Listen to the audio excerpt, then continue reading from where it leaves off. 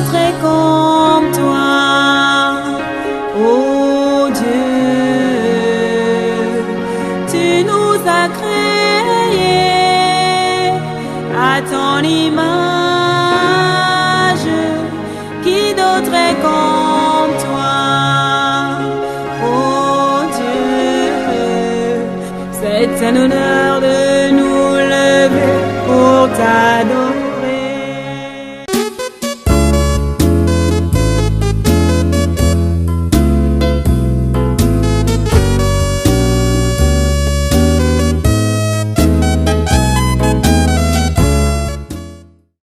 La réalité du Saint-Esprit.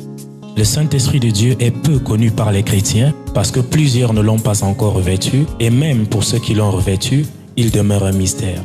La lecture de ce livre vous permettra de le revêtir, de connaître son langage et de découvrir les mystères cachés de sa personne. Pour tout contact, appelez au plus 237 678 78 16 21 plus 237 242 0020 09 et il deviendra pour vous une réalité. La réalité du Saint-Esprit, un livre écrit par le révérend pasteur Caleb Ngwa à Tangana.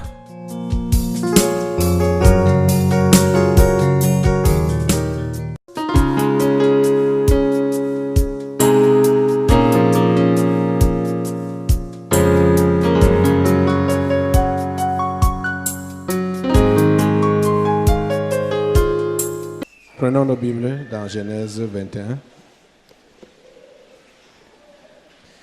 Genèse 21, versets 22 à 34. En ce temps-là, Abimelech, accompagné de Picol, chef de son armée, parla ainsi à Abraham. Dieu est avec toi dans tout ce que tu fais. Jure-moi maintenant ici, par le nom de Dieu, que tu ne tromperas ni moi, ni mes enfants, ni mes petits-enfants, et que tu auras pour moi et le pays où tu séjournes la même bienveillance que j'ai eue pour toi. Abraham dit, je le jurerai. Mais Abraham fit des reproches à Abimelech au sujet d'un puits d'eau dont s'étaient emparés de force les serviteurs d'Abimelech. Abimelech répondit, j'ignore qui a fait cette chose-là. Tu ne m'en as point informé et moi, je ne l'apprends qu'aujourd'hui. Et Abraham prit des brebis et des bœufs qu'il donna à Abimelech et ils firent tous deux alliance. Abraham mit à part 7 jeunes brebis et Abimelech dit à Abraham, « Qu'est-ce que c'est cette jeune brebis que tu as mise à part ?» Il répondit, « Tu accepteras de ma main ces 7 brebis afin que cela me serve de témoignage que j'ai creusé ce puits. C'est pourquoi on appelle ce lieu Beth-Sheba, car c'est là qu'ils jurèrent l'un et l'autre. Ils firent donc alliance à Beth-Sheba. Après quoi, Abimelech se leva avec Picol, chef de son armée, et ils retournèrent au pays des Philistins. Abraham planta des tamaris à Beth-Sheba, et là il invoqua le nom de l'Éternel, Dieu de l'éternité. Abraham séjourna longtemps dans le pays des Philistins. Amen. Amen. Prions le Seigneur. Notre bon Père Céleste, nous te remercions pour ta parole de ce jour. S'il te plaît, bénis-la et bénis tous ceux qui l'écoutent. En ce lieu et partout où cette parole est reçue, partout où ce message est reçu, par le moyen des ondes, Seigneur, s'il te plaît, agis, interviens par ton Saint-Esprit au nom puissant de Jésus de Nazareth. Remplis tous ces lieux, remplis toutes ces maisons et influence toutes ces précieuses vies. Au nom de Jésus de Nazareth, nous avons prié. Amen. Prenons place en sainte présence. Soyez les bienvenus au Tabernacle de la Liberté. Soyez les bienvenus à ce programme. Vous constatez que nous avons lu le même texte que précédemment, c'est-à-dire jeudi passé, c'est le même texte qu'on a lu, mais nous allons recevoir une autre leçon. La fois dernière, en étudiant ce texte, on a plutôt parlé du caractère d'Abraham, comment il a eu de la patience malgré les injustices dont il a été victime. Il a eu de la patience. On a arraché son puits dans un pays désertique alors qu'il en avait vraiment besoin. Ses troupeaux en avaient besoin, sa compagnie, sa maison et tout ce qui le suivait en avait vraiment besoin. Mais les serviteurs d'Abimelech, le roi de ce territoire, ils ont trouvé bon d'arracher ce puits et de s'en approprier, de faire de ça leur propriété. Abraham a laissé faire, il a laissé passer. Il s'est seulement adressé à Dieu et il attendait que Dieu, au moment prévu par lui-même, pourrait faire quelque chose. Et nous voyons que c'est Abimelech lui-même qui vient vers Abraham et Abraham trouve l'occasion de lui soumettre le problème. Abraham a été patient. Abraham a manifesté les fruits de l'esprit qui est le caractère chrétien. Un vrai chrétien doit avoir ce caractère-là. On a vu ça dans Galates chapitre 5, verset 22. Alexis peut nous relire ces fruits-là. Galates 5, 22. Mais le fruit de l'esprit, c'est l'amour, la joie, la paix, la patience, la bonté, la bénignité, la fidélité, la douceur, la tempérance. Nous voyons que si Abraham n'avait pas eu ces fruits de l'esprit, il allait entamer la guerre contre Abimelech et ses gens, mais ce n'était pas dans le plan de Dieu, parce que Dieu lui avait déjà dit qu'en possédant ce territoire, ce n'est pas lui qui devait entamer la guerre, ça devait être sa descendance. Donc lui, il continue à habiter là comme un étranger. L'autre aspect que nous voulons voir aujourd'hui, toujours dans le comportement d'Abraham, ici, là, pour ceux qui ont lu, comme j'ai demandé que vous lisiez à partir du chapitre 12 de la Genèse, cette histoire d'Abraham, si vous aviez lu au chapitre 20, vous aurez compris comment Abraham a fait même pour s'installer dans ce territoire. Quand il est arrivé dans ce territoire, il disait de sa femme que c'était sa sœur. C'est-à-dire, il avait dit à Sarah de dire qu'elle est sa sœur. Et bien évidemment, quand ils sont arrivés au milieu des Philistins, les gens, Abimelech a vu la beauté de Sarah et l'a enlevée pour faire d'elle son épouse. Mais Dieu n'a pas permis que cet homme puisse commettre l'adultère avec la femme du prophète. Et quand cela s'est révélé comme ça, parce que Dieu, c'est Dieu même qui est allé parler à Abimelech dans un songe pour lui dire qu'il faut que tu rendes la femme d'autrui. La femme que tu as là, chez toi, a un mari. Il faut que tu rendes cette femme. Et c'est là que Abimelech a compris que, donc ce n'était pas sa sœur. Et il a rendu la femme et a demandé à Abraham de se retirer. C'était toujours, Abraham s'est retiré, mais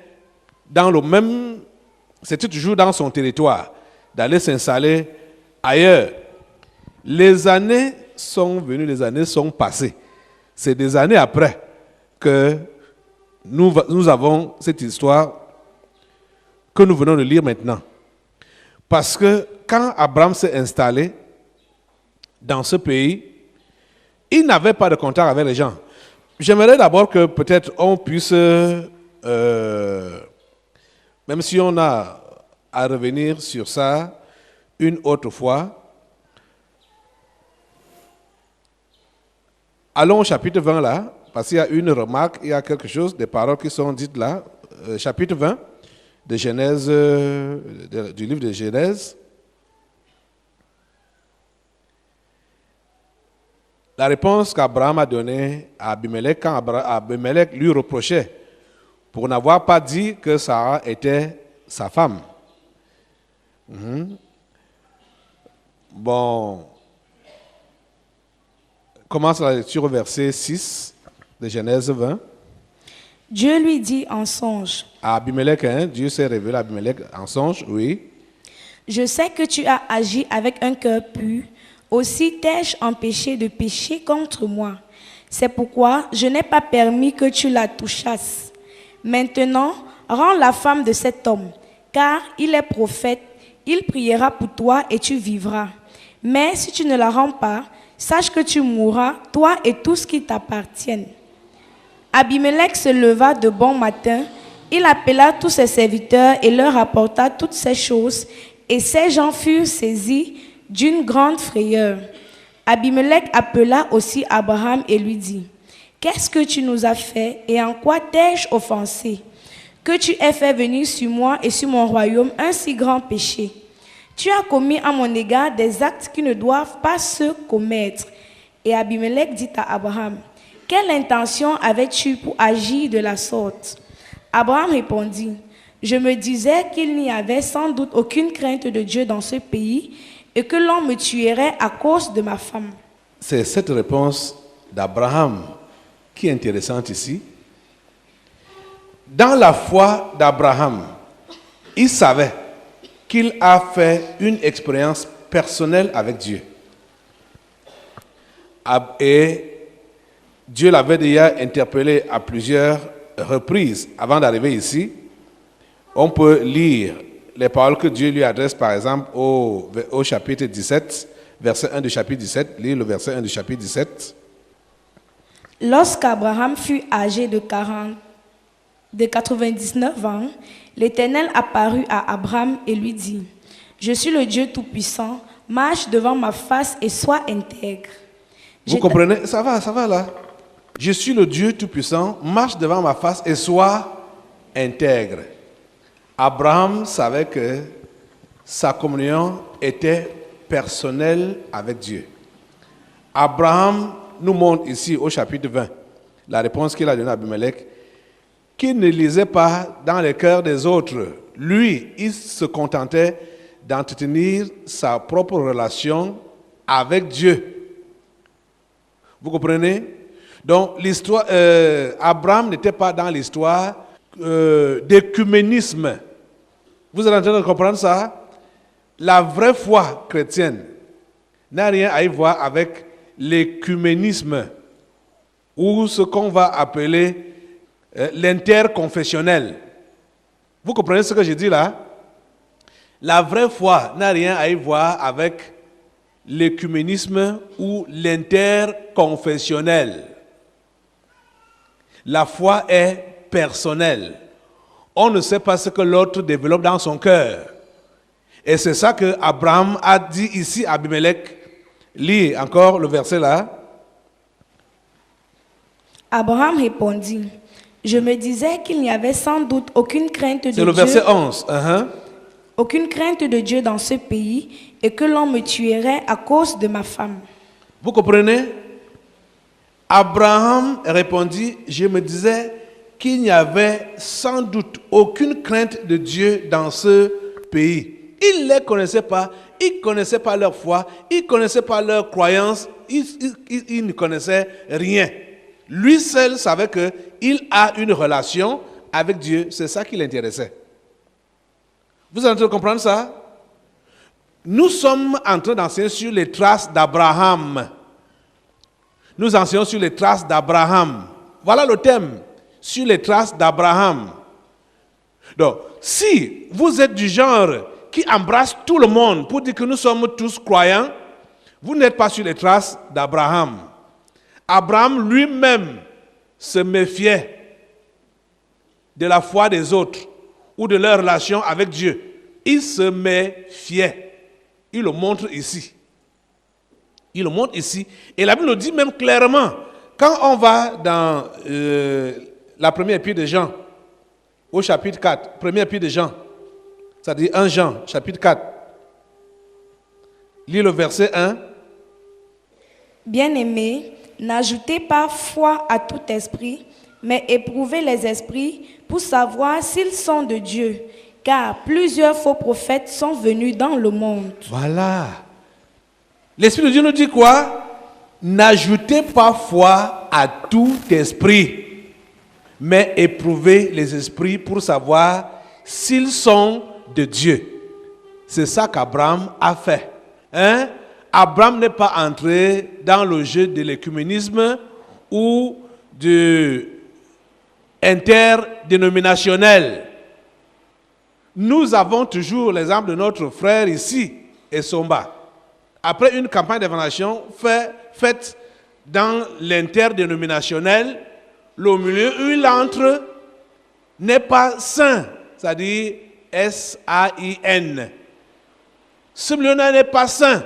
Et ce milieu-là n'est pas également saint, S-A-I-N-T. Vous comprenez? Lui, il a cru, parce qu'il a suivi le message. Il voulait changer. Comme c'était interdénominationnel, tout le monde était là. Tout le monde dit qu'on est frères, on est sœurs en Christ, on est des enfants de Dieu, on est des croyants, mais sans connaître le fond de tout un chacun. Abraham s'est méfié. Quand il a décidé de s'installer à Guérar, il s'est méfié. Il a pris ses gardes. Il a dit qu'il ne sait pas ce que ces gens-là sont en train de développer en eux. Et pour ne pas mourir, il a dit à sa femme, dis que tu es ma sœur. Ce n'était pas un mensonge, mais ce n'était pas aussi toute la vérité. Vous comprenez, non? C'était sa sœur et sa femme. Mais ce n'était pas sa sœur seule. Vous comprenez? Ce n'était pas un mensonge, mais ce n'était pas toute la vérité. Parce que là même, il a expliqué ça à Abimelech, que c'est vrai que c'est ma sœur. Nous sommes même père, mais nous ne sommes pas même mère, et elle est devenue ma femme. Vous comprenez ça? La réponse d'Abraham nous instruit ici, Abimelech. Je me disais qu'il n'y avait sans doute aucune crainte de Dieu dans ce pays. Mon ami, si tu as la foi d'Abraham, tu n'es pas obligé de t'associer à n'importe qui prétend appeler le nom de Dieu. Tu comprends ça? Tu n'as pas besoin. Et quand Abraham s'est installé là, Abraham a commencé à vivre sa vie d'après l'instruction que Dieu lui avait donnée dans Genèse 17. Marche devant ma face et sois intègre. Vous comprenez, non? Il a dit, marche devant ma face et sois intègre. Et Abraham l'a prouvé dans son comportement, dans ce territoire. Si bien que quand on arrache même son puits, à cause de son intégrité, il préfère laisser faire. Il préfère se priver pour ne pas chercher les problèmes. Il préfère se priver de son puits que ses serviteurs avaient creusé. Parce que Dieu lui a dit, marche devant ma face et sois intègre. Il ne s'est même pas mêlé à vouloir les évangéliser à tout prix.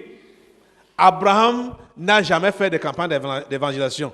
Il n'a jamais conçu d'église pour faire la publicité que venez adorer Dieu avec moi. Non, il le faisait, il vivait sa vie avec ses serviteurs, avec sa maison, avec sa famille, et tout le monde dans les alentours voyait comment était la vie de cet homme et que sa vie était différente. Regardez que Abimelech, roi de ce pays, lui-même fait le déplacement après plusieurs années d'observation. Après plusieurs années de quoi? D'observation. Écoutez ces paroles. Nous repartons dans Genèse 21 là. Écoutez les paroles d'Abimelech. On nous dit que en ce temps-là, Abimelech, accompagné de Picol, chef de son armée, parla ainsi à Abraham. Dieu est avec toi dans tout ce que tu fais. Comment est-ce que Abimelech a su ça? Il a observé. Il a vu. que cet homme était différent. La vie d'Abraham a évangélisé Abimelech seul. La vie qu'Abraham menait a évangélisé Abimelech. Et Abimelech a compris qu'il faut que je m'attache à cette bénédiction. Ta vie doit attirer les païens. Comme Dieu a dit à l'un des prophètes, c'est pas Jérémie ou Esaïe, ce n'est pas à toi de retourner vers eux, c'est à eux de venir vers toi. Qu'est-ce que nous voulons tirer comme leçon? Dans ce texte, il a dit deuxième leçon.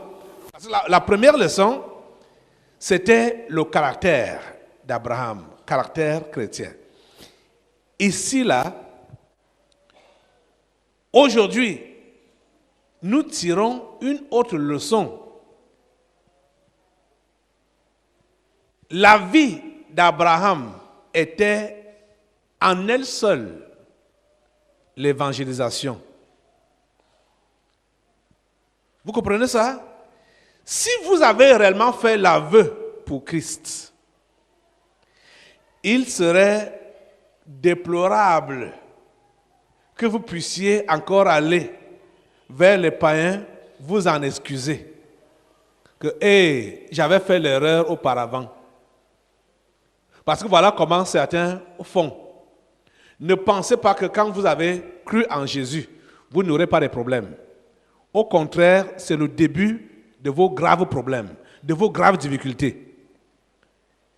Et quand vous avez donc déjà fait l'aveu pour Christ comme ça, là, il ne vous revient pas de rentrer chez ceux-là qui vous ont critiqué, chez ceux-là qui vous ont combattu, pour leur dire que je m'excuse de la décision que j'ai prise auparavant là.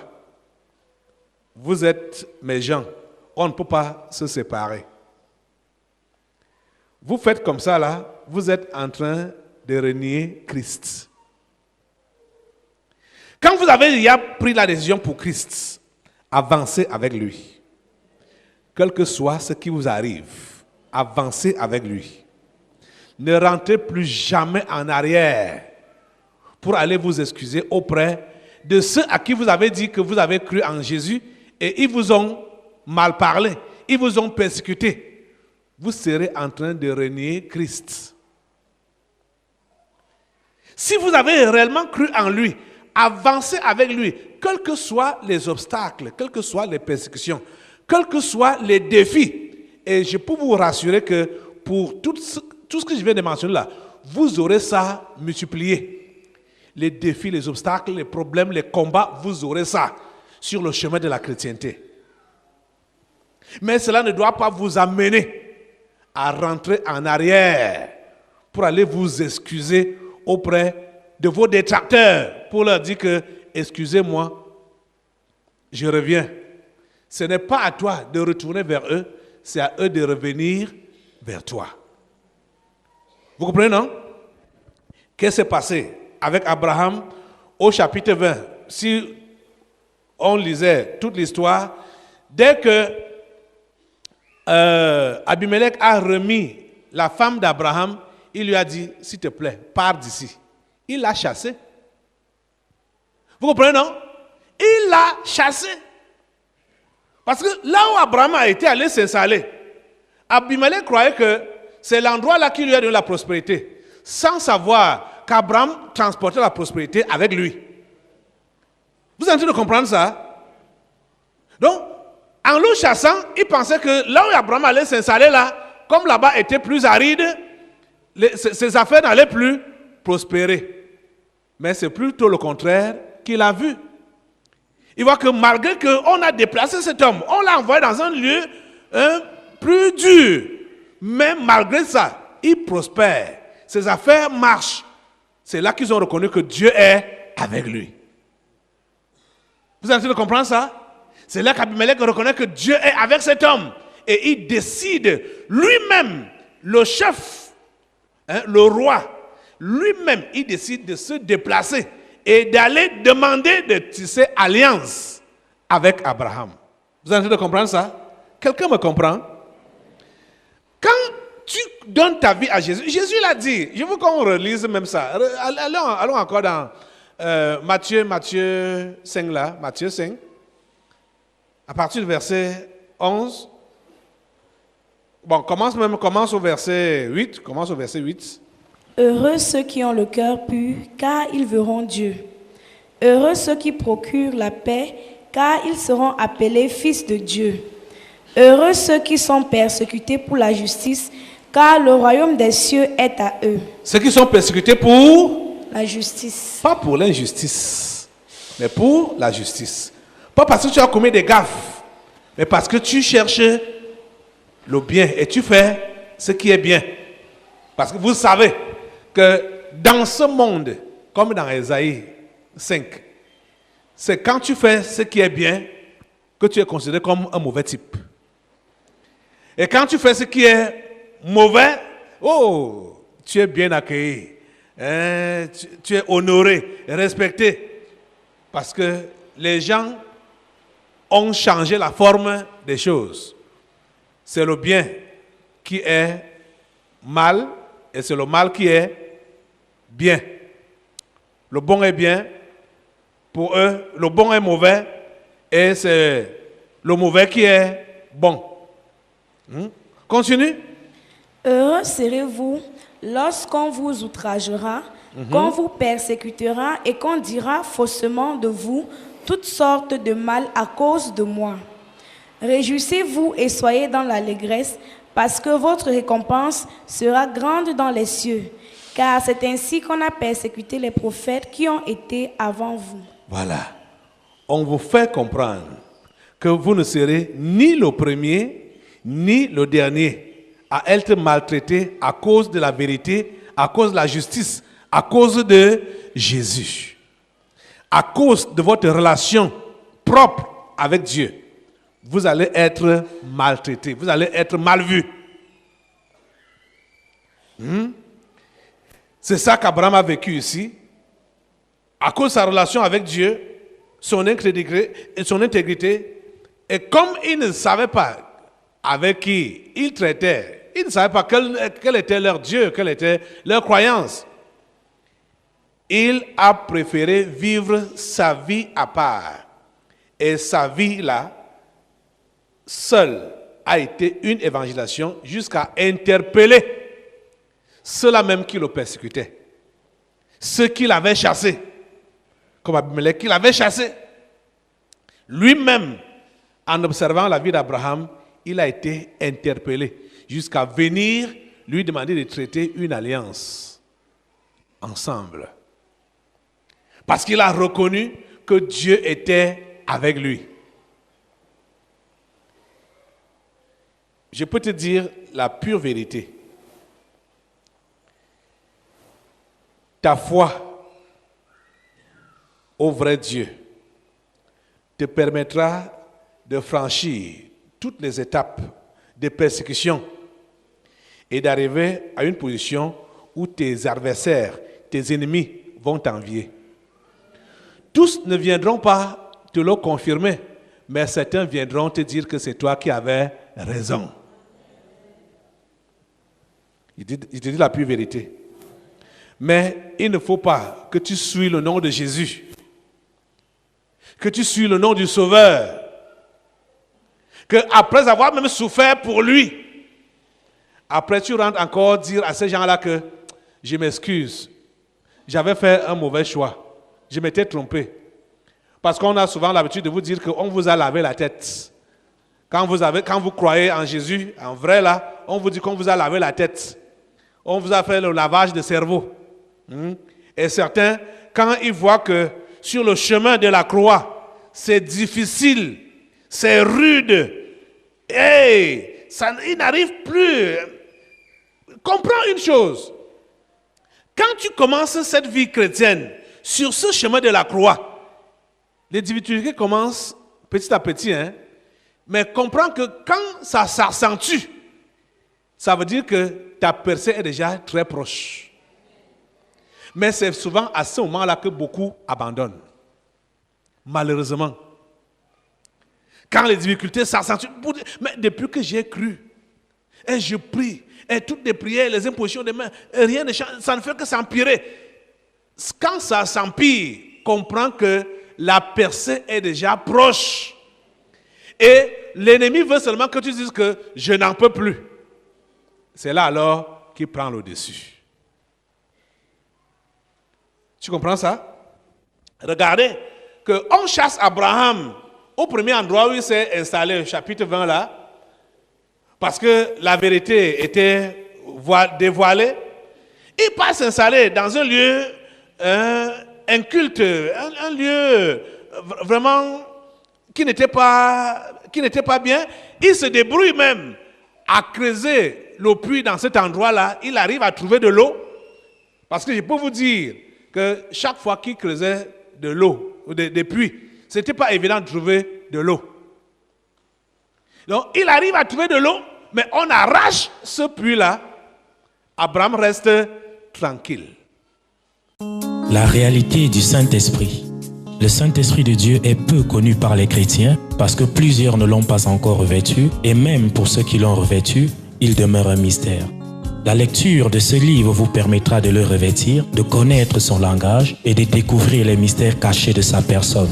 Pour tout contact, appelez au plus 237 678 78 16 21 plus 237 242 0020 09 et il deviendra pour vous une réalité. La réalité du Saint-Esprit, un livre écrit par le révérend pasteur Caleb Ngwa à Tangana.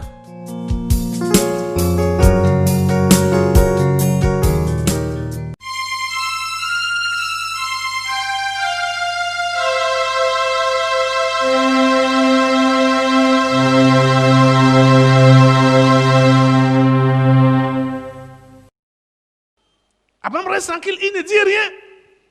Jusqu'à ce que Dieu interpelle ses ennemis, ses adversaires, pour qu'ils puissent voir que malgré même tout ce qu'on lui a fait, il ne s'est pas découragé. Dieu est toujours avec lui. Non, il faut que nous-mêmes, nous puissions nous accrocher à son Dieu. Ta persévérance, ta foi permettra que tes adversaires, tes détracteurs puissent reconnaître le vrai Dieu que tu adores. Tu n'as pas besoin de baisser les bras. Tu n'as pas besoin de te décourager. Ne tirez pas très vite des conclusions. Quand vous êtes face aux difficultés, ne tirez pas très vite des conclusions. Quand vous êtes face aux menaces, quand vous êtes face à la persécution, ne tirez pas très vite les conclusions. Tenez ferme. Vous comprenez? Tenez ferme. Ceux qui t'ont combattu là, farouchement, ils reconnaîtront que tu as un Dieu. Que le Dieu que tu adores, c'est lui qui est le véritable. Je peux vous dire que j'avais 18 ans quand mes parents m'ont dit, prends tes bagages, débrouille-toi comme tu peux. Parce que j'ai dit que je crois en Jésus. Vous comprenez, non? J'ai pris mes bagages pour aller sans savoir où j'allais. Comme Abraham, quand il dit mes bagages, un petit sac. Puisque ceux qui m'avaient même acheté, comme chaussures, comme habits, ils ont repris ça. Ils ont repris la centenaire, ils ont fouillé le sac pour voir ce qui pouvait leur appartenir, ce qu'ils ont dépensé là pour acheter. Ils ont repris. Je suis sorti sans savoir, comme Abraham là, sans savoir où j'allais. Je ne les ai pas pris comme des ennemis. Je me suis mis à prier pour eux parce que je savais qu'ils ne savent pas ce qu'ils font. J'ai prié pour eux pendant 3 ans en jeûnant chaque vendredi, tous les jours, tous les vendredis, toutes les semaines. Je l'ai fait. C'est après 3 ans que j'ai eu la confirmation qu'il fallait déjà laisser, que le Saint-Esprit avait pris le contrôle. Vous comprenez ça? Depuis ce temps-là, je vous dis que j'avais 18 ans. on s'est tourné le dos. Ils m'ont tourné le dos, je leur ai tourné le dos. Hein? Et en lisant les Écritures, j'ai compris que Dieu a dit, ce n'est pas à toi de retourner vers eux, c'est à eux de revenir vers toi. Vous comprenez, non? Mais je peux vous dire que j'ai souffert, mais je n'ai jamais pris ça comme souffrance. Parce que je peux dire que j'étais à l'école. Hein? Et je savais que c'est eux qui allaient revenir vers moi pour reconnaître le Dieu que je sers. Vous comprenez ça? Les amis, vous n'avez pas, il ne faut pas souvent passer le temps avec les gens qui sont là à vous décourager tout le temps par rapport à votre foi chrétienne.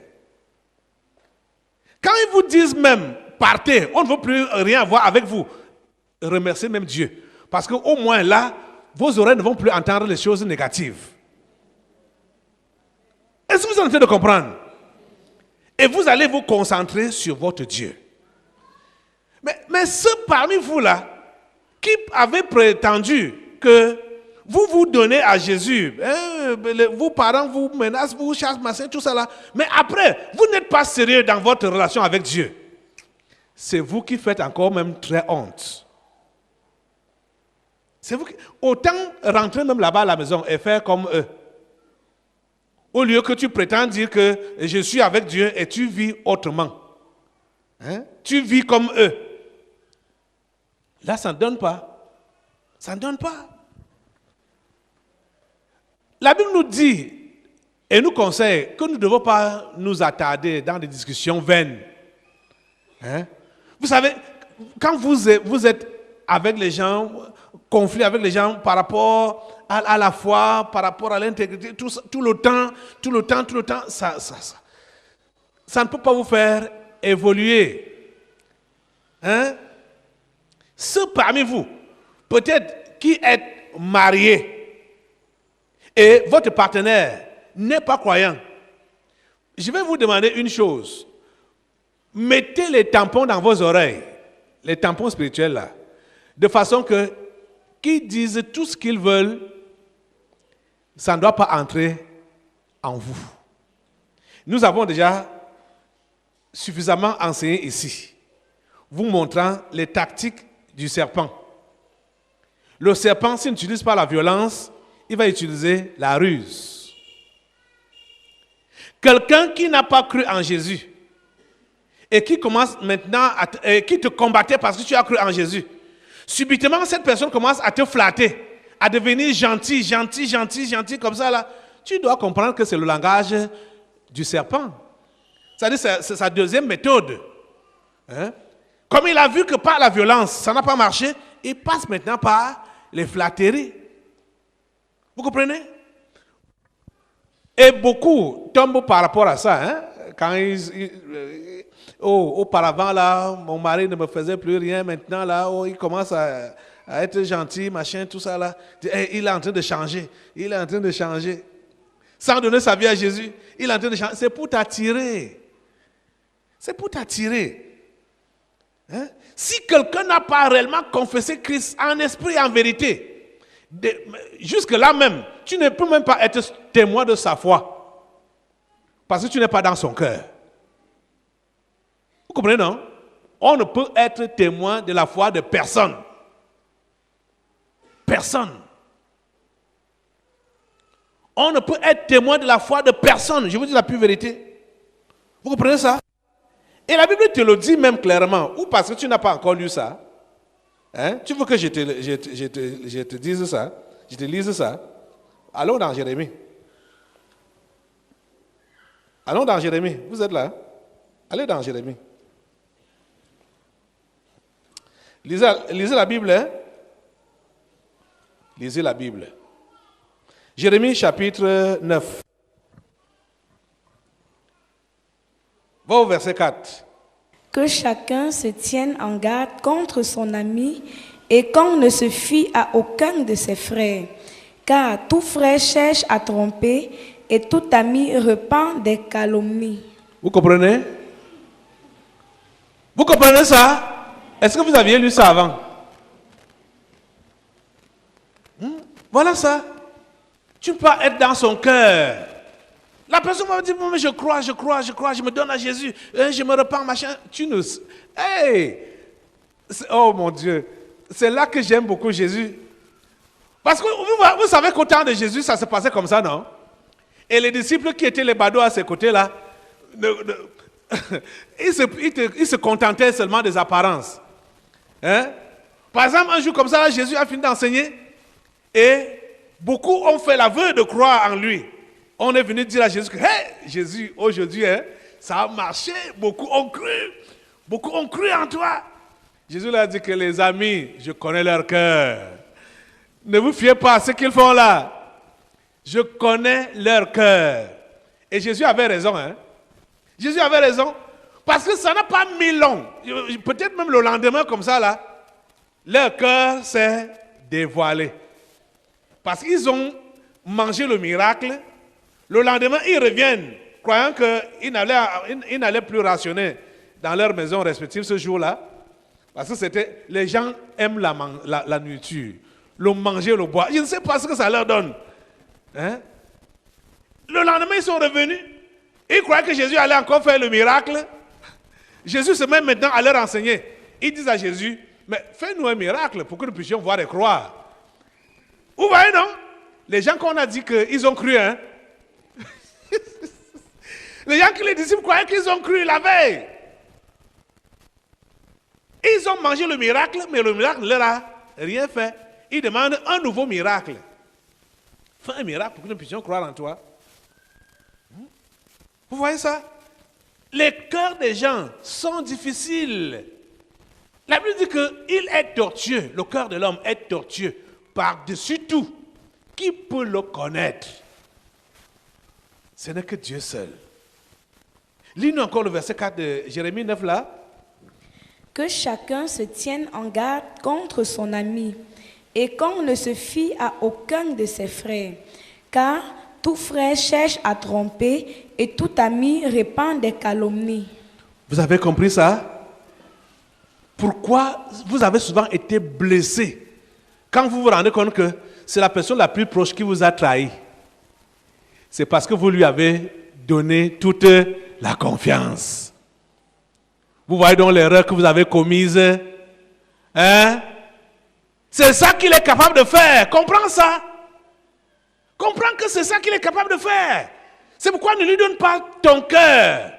Donne ton cœur à une seule personne, à Dieu. C'est lui seul qui ne peut pas te trahir. C'est lui seul qui ne peut pas calomnier contre toi. Hein? Hey, je vous dis la pure vérité. Confiez-vous à une seule personne, Dieu. Vous voyez, beaucoup de gens qui sont brisés, qui sont abattus, émiettés, sont ceux-là qui ont placé leur confiance dans des hommes.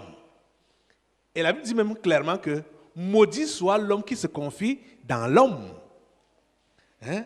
Alors, quand il se voit donc trahi, il se voit exposé, il se voit vendu par celui-là en qui il a placé toute la confiance. Oh, son monde s'est écroulé.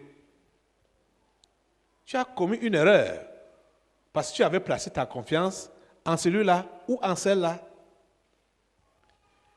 Aime les humains, aime tes frères, mais ne leur fais pas confiance. Hein? Ne leur fais pas confiance. Ne fais confiance à aucun humain. Même pas à toi-même. Vous savez que certains parmi vous là, vous avez commis des bêtises et après quand vos yeux s'ouvrent, vous êtes dépassé, que c'est vous qui avez fait ça. Hein? Ça veut dire quoi? Même à toi-même, tu ne peux pas faire confiance. Même à toi-même. Pour que tu puisses t'en sortir, il faut que tu t'appuies sur celui qui est là-haut. C'est lui seul qui peut te soutenir. C'est lui seul qui peut faire que tu ne tombes pas. C'est lui seul qui peut t'amener jusqu'au bout. C'est Dieu seul qui peut t'amener jusqu'au bout. Tout ce que je vous dis là, la Bible l'enseigne. Je n'invente pas. Hein? La Bible dit que celui qui se glorifie dans le Seigneur. Hein? Tu n'as pas besoin de te glorifier par rapport à quelqu'un d'autre ou te glorifier outre mesure. Si tu veux te glorifier, glorifie-toi dans le Seigneur. C'est lui seul sur qui tu dois compter. Il est le seul. Vous comprenez ça? Il est le seul. Donc vous voyez que Abraham, ayant été écarté, ayant été discriminé, il a accepté l'endroit qu'on lui a dit que recule-toi là-bas. Tu n'es qu'un immigrant. Pourquoi tu veux venir t'installer à côté du roi sur les terres fertiles et bien? Non. Comme tu nous as fait, comme ce que tu as fait là. Je croyais que tu étais mon beau-frère. Pourtant, c'était ta femme. Alors, poussez-vous. Allez loin. Abraham est allé, mais étant arrivé là-bas, le lieu a reconnu l'homme qu'il avait possédé. Parce que ce n'est pas le lieu qui était béni, c'est l'homme qui était béni. Un homme qui est avec Dieu n'a pas besoin des supports extérieurs. Ce n'est pas le milieu, ce n'est pas les lieux, ce n'est pas les endroits, ce n'est même pas les activités qu'il peut mener qui sont productrices ou promotrices. C'est lui. C'est lui qui porte la bénédiction. Ça veut dire quoi? Il peut entreprendre n'importe quoi et réussir. Parce que c'est lui qui porte la bénédiction. Il peut aller s'installer dans n'importe quel endroit et prospérer. Pourquoi? Parce que c'est lui qui porte la bénédiction. Ce n'est pas les milieux là qui portent la bénédiction, c'est lui qui porte la bénédiction. Dieu a dit à Abraham, pour commencer, que toutes les nations de la terre seront bénies en toi. La bénédiction est dans la personne qui est avec Dieu et non dans les personnes qui le côtoient ou qui la côtoient. Vous comprenez, non? Et non dans les lieux qu'il fréquente. La bénédiction est avec la personne qui est avec Dieu. Et c'est à partir de lui que son entourage est béni. Les lieux qu'il fréquente sont bénis. Tout ce qu'il peut faire est béni. Parce que c'est lui qui transporte la bénédiction. Quelqu'un est en train de comprendre? Sur les traces d'Abraham, notre Père à tous. Nous devons donc comprendre, pour la leçon d'aujourd'hui, pas de conformisme, pas d'écuménisme, pas d'interdénominationnel, pas de mélange. Parce qu'en fait, qu'est-ce que Abraham nous montre ici là? Il ne s'est pas compromis. Donc, parce que quand il y a tous ces mélanges-là, l'autre va te dire que non, chez nous on fait ceci, chez nous on fait cela. Ah, est-ce que c'est ça que Dieu a demandé de faire? Hein? Vous avez envie de comprendre? Et c'est depuis le commencement qu'Abraham avait compris ça. Comme Dieu l'a appelé, Dieu a tissé une histoire personnelle avec Abraham. Et Abraham ne pouvait pas se mettre dans la place de Dieu pour lire les cœurs des gens et commencer à s'associer avec eux. Il n'a pas fait ça. Il n'a pas fait ça. Et la Bible a été claire. Quand on a lu dans Jean là, l'Esprit Saint reprend ça pour nous dire que non, on ne doit pas faire foi à tout esprit. Hein? Tous ces mouvements que vous allez entendre, écuméniques, ou mouvements interconfessionnels, interdénominationnels, inter-ceci, inter-cela, Dieu n'est pas là-dedans. Dieu n'est pas là-dedans. Et beaucoup se basent sur la prière que Jésus-Christ a faite dans Jean chapitre 17. Qu'il soit un. Qu'il soit un. Qu'il soit un. Et vous allez remarquer que la plupart des dirigeants de ces milieux-là, de ces mouvements-là, ce sont des gens compliqués. Parce que, mon Dieu, je ne comprends pas. Depuis que le monde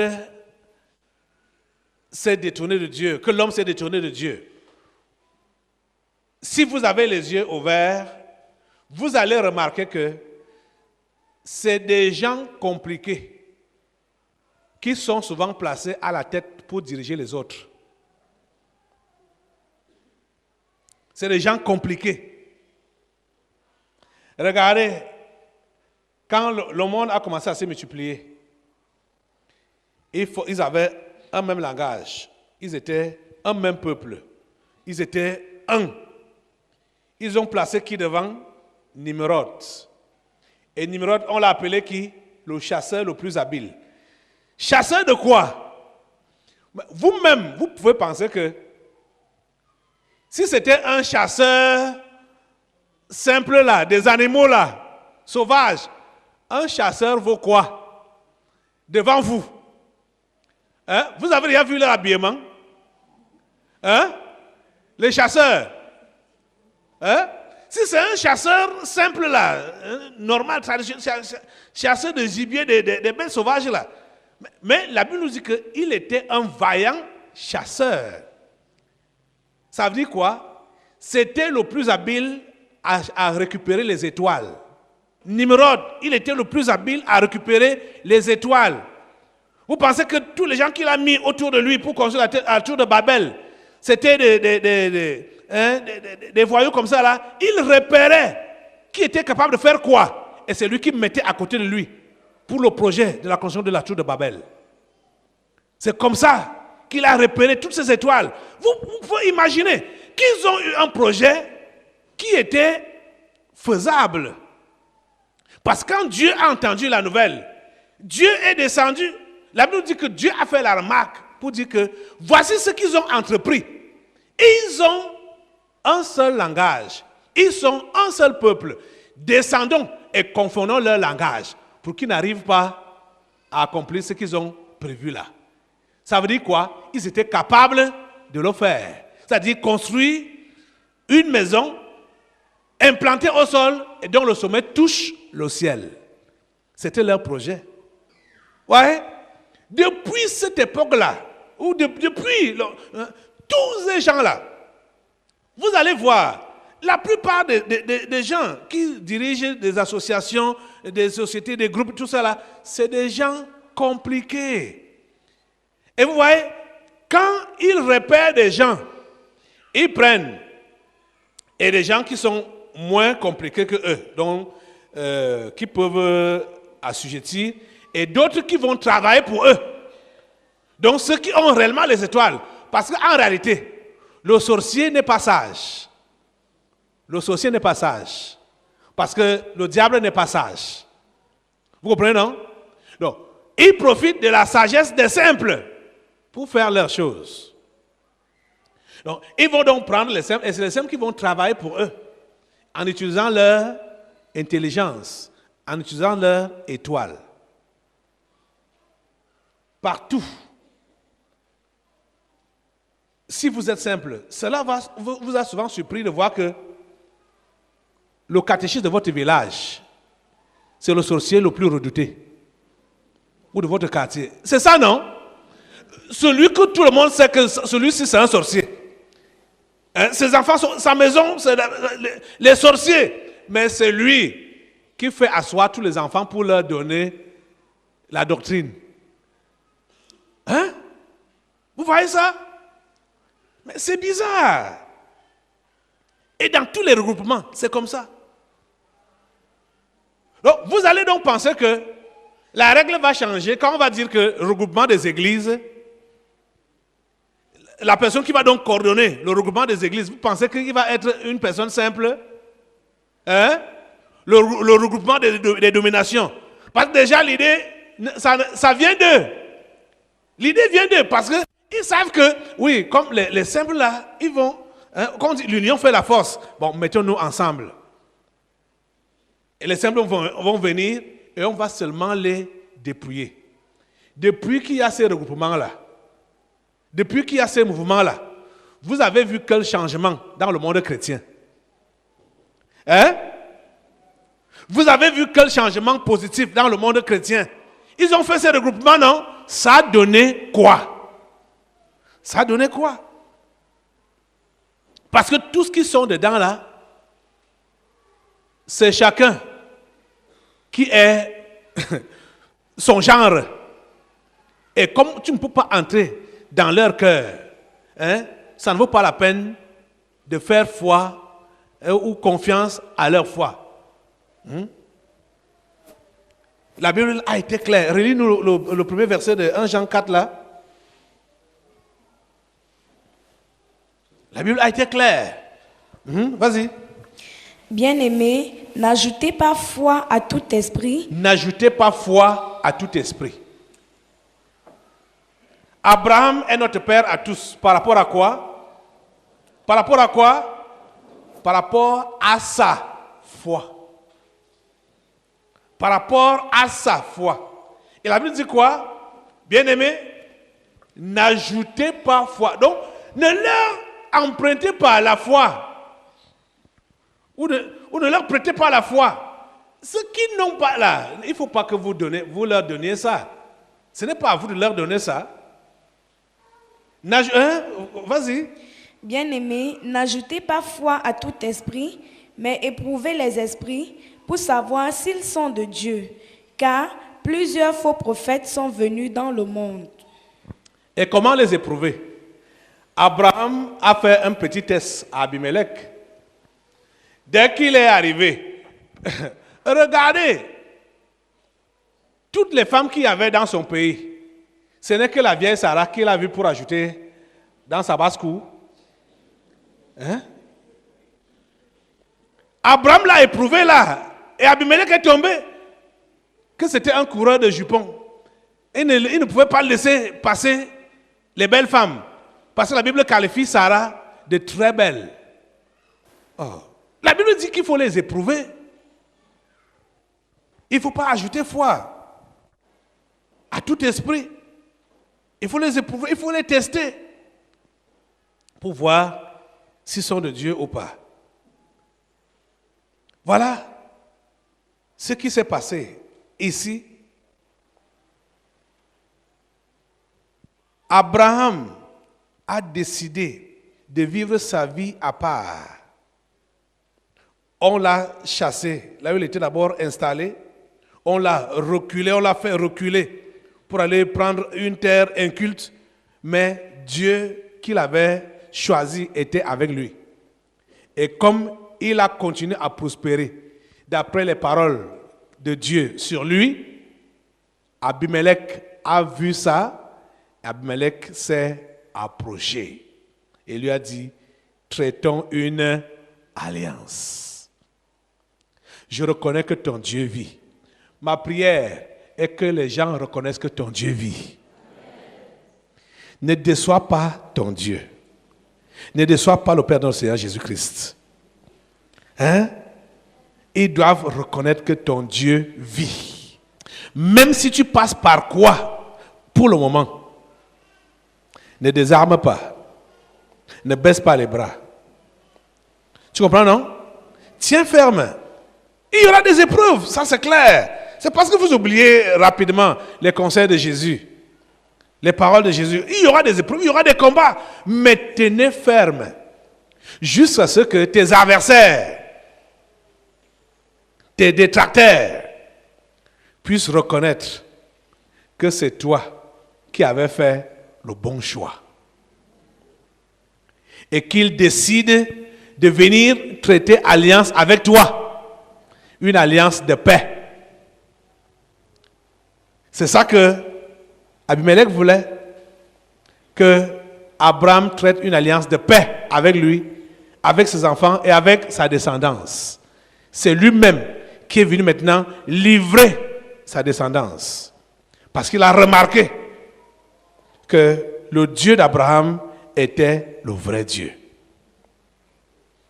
Le Dieu d'Abraham était et est et demeure le vrai Dieu. Tu as compris ça? Donc, ne recule pas facilement. Ne recule même pas parce que tu es devant l'opposition, parce que tu es devant des menaces, parce que les choses ne vont pas pour toi, parce que tu es combattu. Ne recule pas. Ne recule pas. En demeurant ferme, ton Dieu va te faire sortir la tête haute de cette épreuve-là, de cette situation-là. Et comprends, en disant Amen, parce que tu vas sortir, l'Amen là va se multiplier. Parce que dès que tu traverses une petite épreuve, une autre plus grande va encore se présenter devant toi. Uh-huh. Une autre épreuve plus grande va se présenter devant toi. Et sois prêt à tenir toujours ferme. Et tu vas t'en sortir.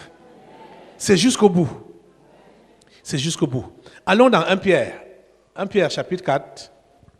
Ainsi donc, Christ ayant souffert dans la chair, vous aussi, armez-vous de la même pensée. Car celui qui a souffert dans la chair en a fini avec le péché. Reprends encore ça. Ainsi donc, Christ ayant souffert dans la chair, vous aussi, armez-vous de la même pensée. Vous devez vous armer de quelle pensée? Vous devez vous armer de quelle pensée? Quelle pensée? Vous ne finissez pas. La souffrance dans la chair. La chair. Hein? Parce que c'est dans cette chair-là, c'est à cette chair-là que vous voulez donner le bien-être. Hein? La bonne vie. Oh, le pays où coule le lait et le miel. Parce que vous êtes entré en Canaan. Quand vous avez donné votre vie à Jésus, vous croyez que vous êtes entré en Canaan. La fausse conception que vous avez donnée de Canaan auparavant là. Je crois que cela a été balayé de votre tête. La fausse conception de Canaan. Canaan, c'est le monde qu'on doit posséder pour Jésus. Ce n'est pas ce qu'on vous a dit là, que le paradis, on vous a donné l'idée du paradis, hein, du bien-être, l'abondance et consorts. Ce n'est pas ça. Canaan, c'est le monde que tu dois posséder pour Jésus. Parce que pour posséder ce monde, c'est dans la guerre. Dans la guerre. Armez-vous de la même pensée. Christ a souffert dans la chair. Armez-vous de la même pensée. Armez-vous de la même pensée. Armez-vous de la même pensée.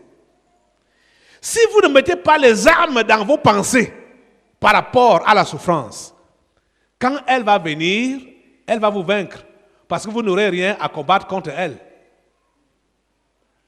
Vous comprenez, non?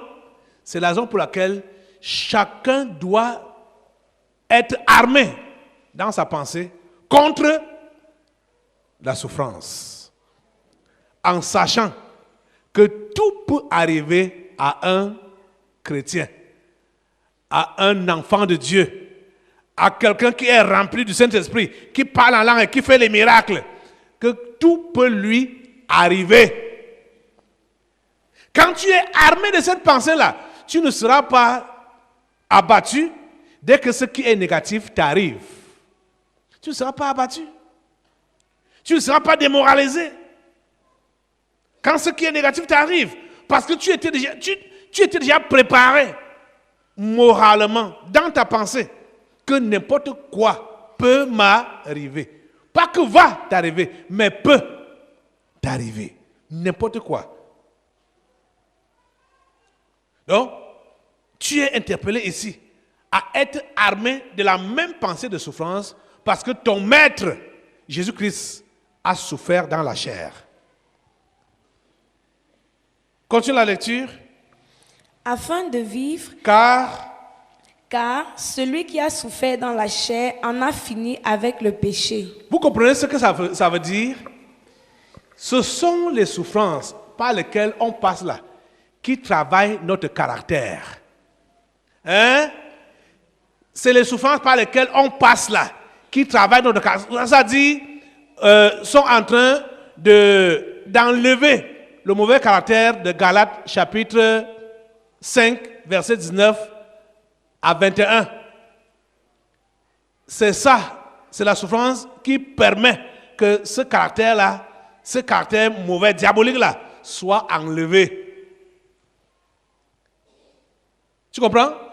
Quelqu'un qui est passé par la souffrance, l'humiliation, et que Dieu élève par la suite, vous pensez que cette personne peut s'enorgueillir? Hein? Vous êtes là?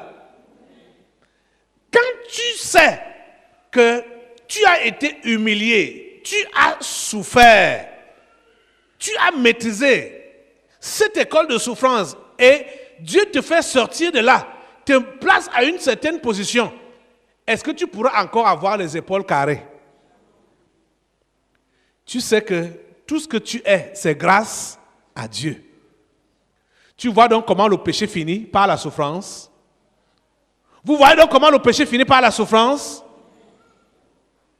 Celui qui a souffert en a fini avec le péché. Donc aussi longtemps que tu vas esquiver la souffrance, tu es en train de faire route avec le péché. C'est ça. C'est ça. C'est clair. Continue un peu la lecture là. Car celui qui a souffert dans la chair en a fini avec le péché, afin de vivre, non plus selon les convoitises des hommes, mais selon la volonté de Dieu, pendant le temps qui lui reste à vivre dans la chair. Voilà. Nous avons encore combien de temps à vivre dans la chair? Hein? Eh, Seigneur mon Dieu, que le Seigneur vous aide. Les amis, je vous prie, concentrez chaque minute, chaque seconde de votre existence pour faire la volonté de Dieu. Le temps qui vous reste là, concentrez les efforts. Soyez rassurés que chaque seconde que vous passez encore sur cette terre, vous êtes dans le centre de la volonté de Dieu. Il nous reste combien de jours encore ici sur la terre?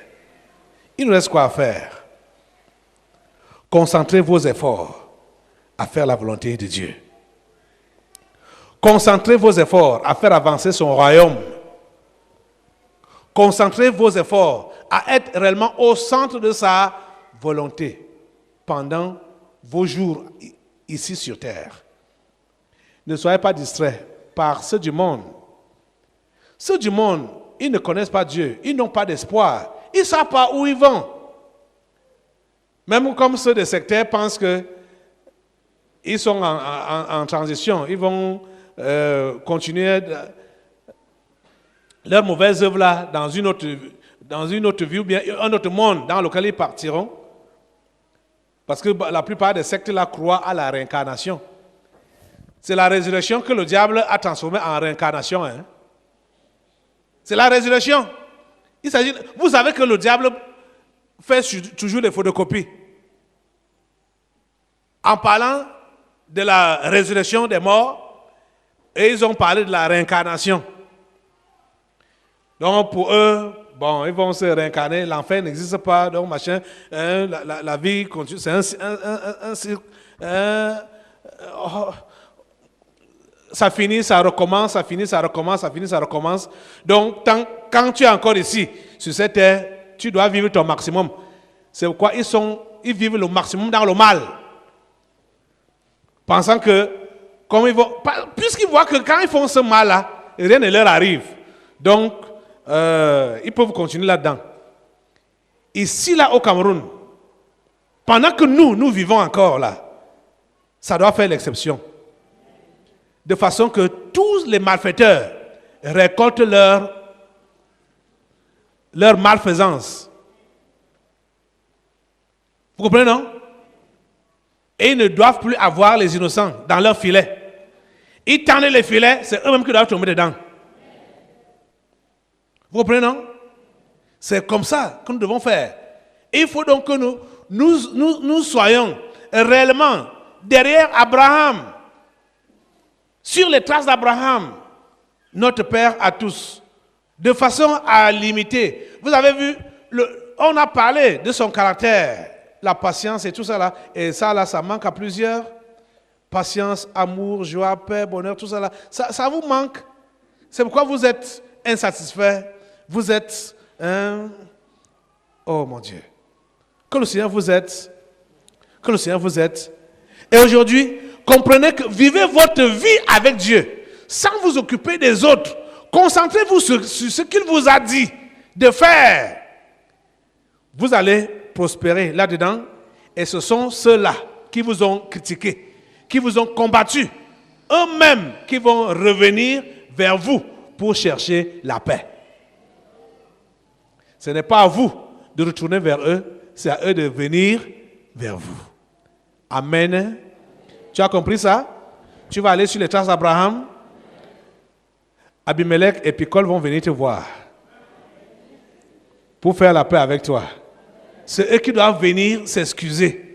C'est eux qui doivent venir reconnaître que c'est toi qui as le vrai Dieu. Soyez connectés au concret du surnaturel avec le révérend Caleb Ngouatangana. Sur Afrique Plus, tous les dimanches à partir de 8h00. Le concret du surnaturel. Ramenez vos cœurs à votre Créateur, la guérison de votre corps et la délivrance des esprits familiers avec le révérend Caleb Ngouatangana.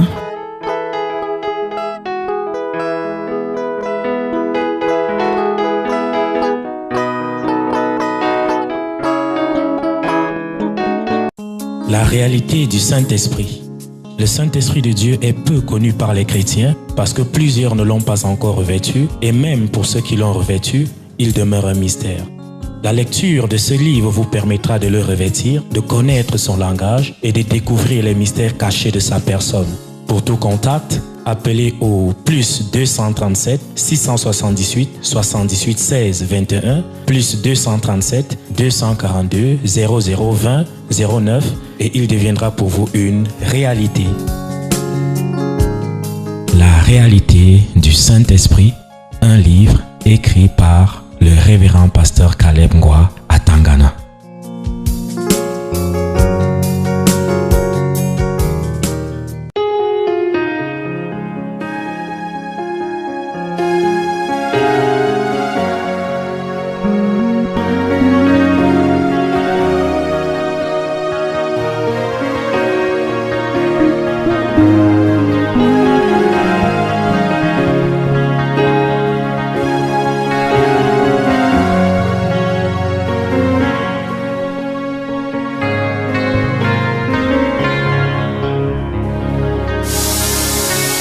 Qui d'autre est comme toi, ô Dieu? Tu nous as créés à ton image. Qui d'autre est comme